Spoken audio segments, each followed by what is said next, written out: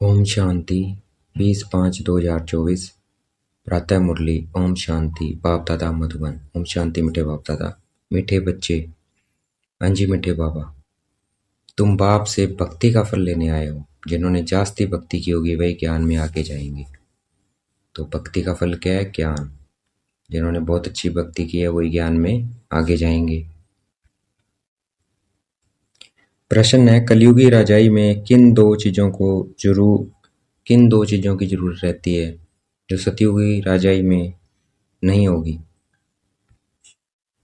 कलयुगी राजाई में एक वजीर जरूरत होती है, सतयुग में नहीं होती।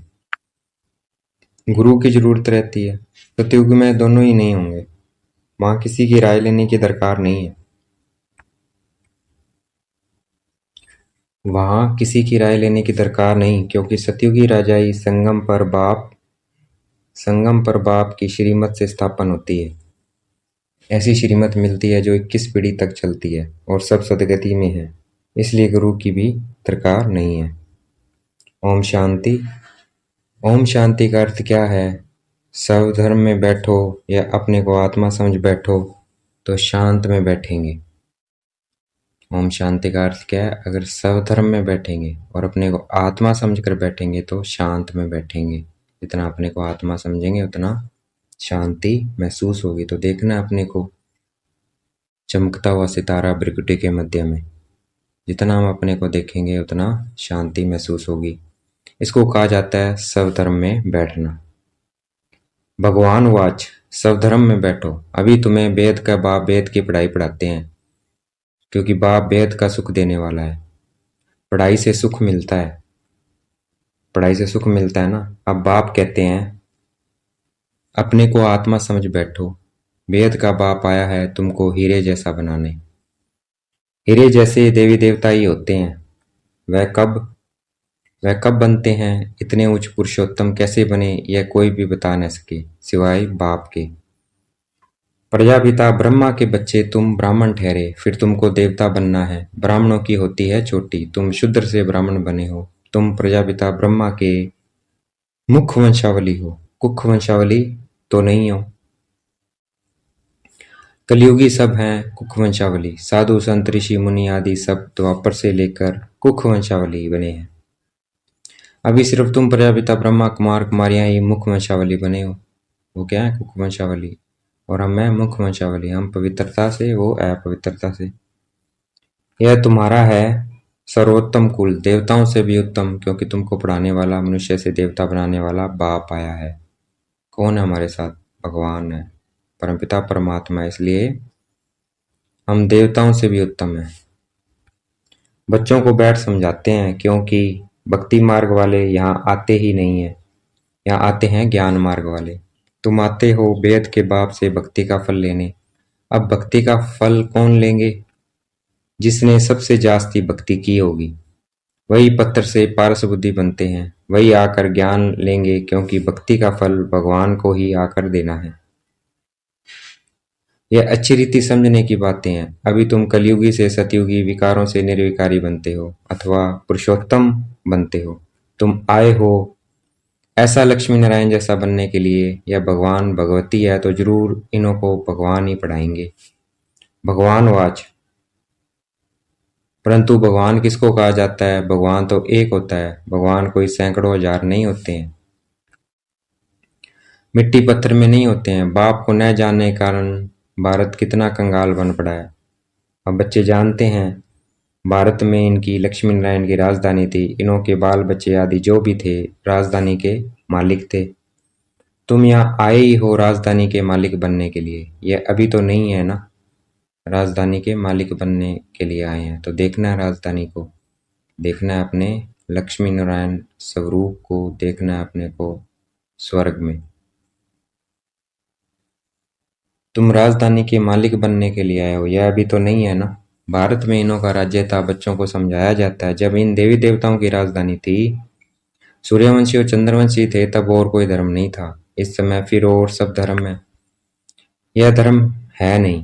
कौन सा? देवी देवता। यह जो फाउंडेशन है जिसको थूर कहा जाता है, इस समय मनुष्य सृष्टि रूपी झाड़ का थूर सारा सड़ गया है। बाकी सब बाकी सब खड़े हैं, बाकी सब धर्म खड़े हैं। अब उन सब की आयु पूरी होती है। यह मनुष्य सृष्टि रूपी वैरायटी झाड़ है, बिन नाम रूप देश काल। अनेकानेक है ना, कितना बड़ा झाड़ है। बाप समझाते हैं, कलप कलप यह झाड़ जर्जर भूत तमो प्रधान हो जाता है। तब फिर मैं आता हूँ, तुम मुझे पुकारते हो, बाबा आओ हम पतितों को आकर पावन बनाओ। हे पतित पावन कहते हैं तो निराकार बाप ही याद आता है। सकारी तो कभी याद नहीं आएगा। पतित पावन सदगति दाता है ही ये। जब सतयुग था तो तुम्हारी सदगति थी, अभी तुम पुरुषोत्तम संगम युग पर बैठे हो, बाकी और सब कलयुग में है। तुम हो पुरुषोत्तम संगम युग पर। उत्तम ते उत्तम पुरुष व ऊंच ते ऊंच गाया जाता है एक भगवान। ऊंचा तेरा नाम, ऊंचा तेरा धाम। ऊंचे ते ऊंच रहते हैं ना परम धाम में, इसलिए कहा जाता है। यह बड़ा सहज समझने का। सतयुग त्रेता द्वापर कलयुग फिर है संगम युग। इसका किसी को पता नहीं है। ड्रामा में यह भक्ति मार्ग भी बना हुआ है। ऐसे नहीं कह सकते कि बाबा फिर यह भक्ति मार्ग क्यों बनाया। यह तो अनादि है। मैं बैठ तुमको इस ड्रामा का राज समझाता हूँ। मैंने बनाया हो तो फिर कहेंगे कब बनाया। बाप कहते हैं यह अनादि है ही, शुरू कब हुआ यह सवाल नहीं आ सकता है। अगर कहेंगे फलाने समय शुरू हुआ तो कहेंगे बंद कब होगा, परंतु नहीं, यह तो चक्कर चलता ही रहता है। तुम चित्र भी बनाते हो। ब्रह्मा विष्णु शंकर का यह है। देवताएं त्रिमूर्ति दिखाते हैं, उसमें उच्चते उच्च शिव को दिखाते नहीं है, उनको अलग कर देते हैं। ब्रह्मा द्वारा स्थापना सो तो अब हो रही है, तुम शिव को दिखाते नहीं है। किसमें? त्रिमूर्ति दिखाते हैं, उसमें शिव बाबा को नहीं दिखाया है, जो परम धाम में रहते हैं, जिन्होंने रचा ब्रह्मा विष्णु शंकर को। रचता को नहीं दिखाते, उनको अलग कर दिया है। ब्रह्मा द्वारा स्थापना तो सो तो अब हो रही है, तुम अपनी राजधानी स्थापन कर रहे हो। राजधानी में तो सब प्रकार के पद होते हैं। प्रेसिडेंट है, प्राइम मिनिस्टर है, चीफ मिनिस्टर है, यह सब होते हैं राय देने वाले। सतयुग में राय देने वाला कोई चाहिए नहीं। अभी जो तुमको राय अथवा श्रीमत मिलती है वह अविनाशी बन जाती है। अभी देखो कितने राय देने वाले हैं, ढेर के ढेर हैं। पैसे खर्च कर मिनिस्टर आदि बनते हैं राय देने के लिए। खुद गवर्नमेंट भी कहती है यह करप्टिव है, बहुत खाते हैं, करप्ट है, बहुत खाते हैं। यह तो है ही कलयुगी।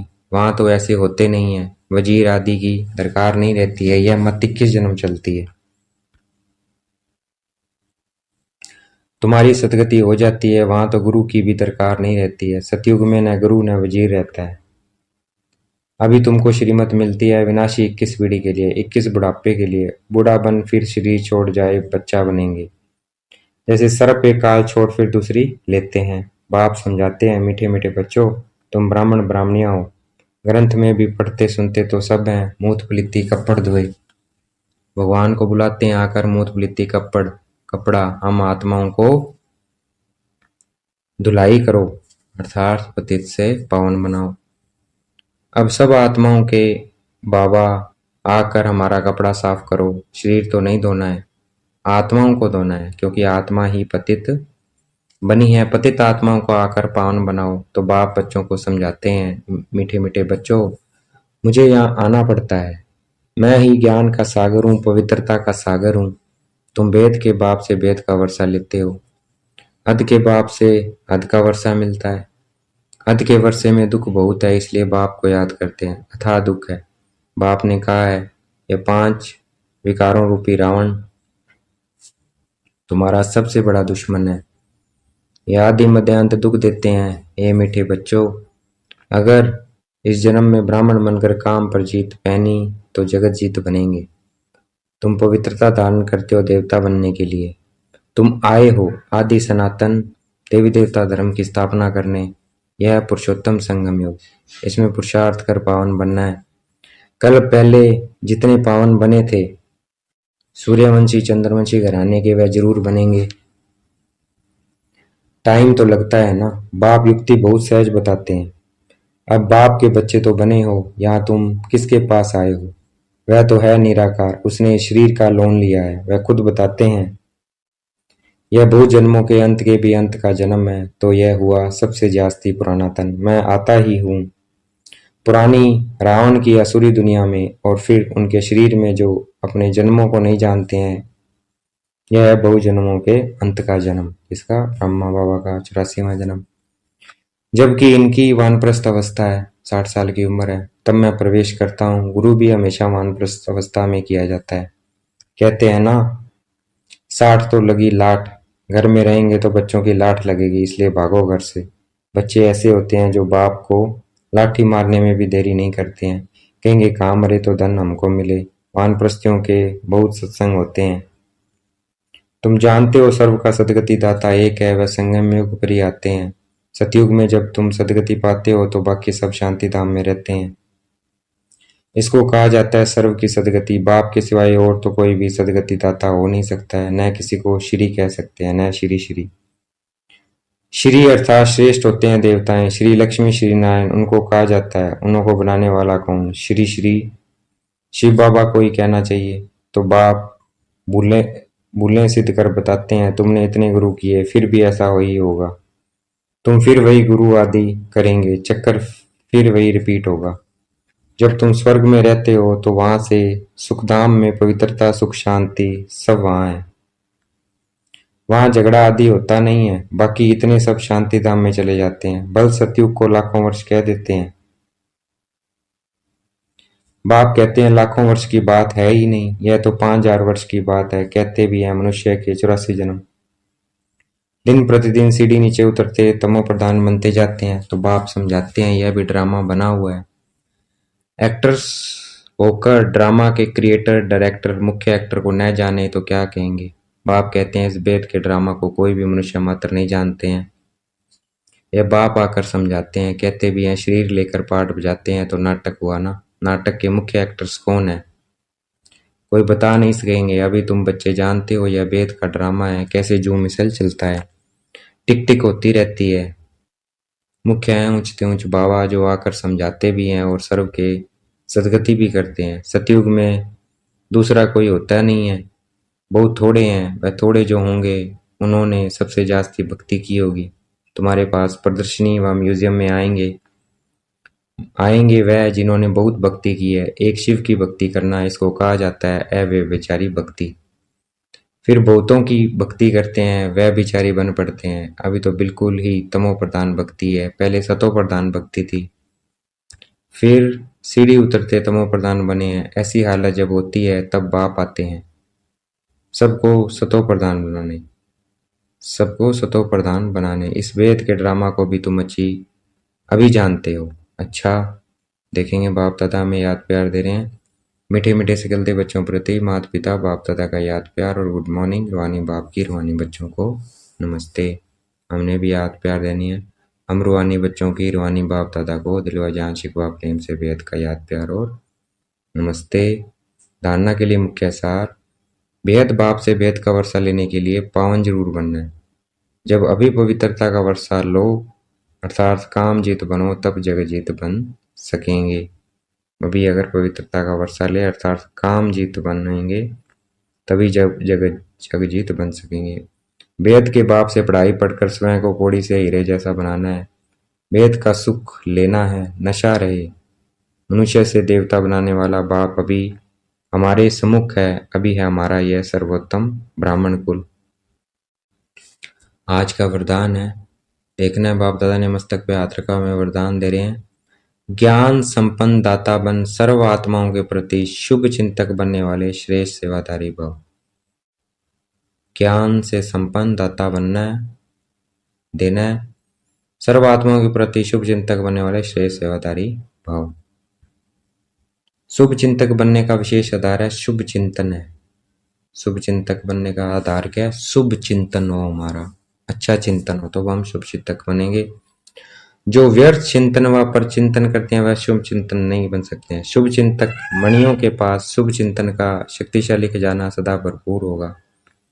भरपूरता के कारण ही औरों के प्रति शुभ चिंतक बन सकते हैं। शुभ चिंतक अर्थात सर्व ज्ञान रत्नों से भरपूर। ऐसे ज्ञान संपन्न दाता ही चलते फिरते हर एक की सेवा करते हैं, श्रेष्ठ सेवाधारी बन जाते हैं। आज का स्लोगन है, विश्व राज्य अधिकारी बनना है तो विश्व परिवर्तन के कार्य में निमित्त बनो। विश्व राज्य अधिकारी बनना है तो विश्व परिवर्तन के इस कार्य में निमित्त बनना है।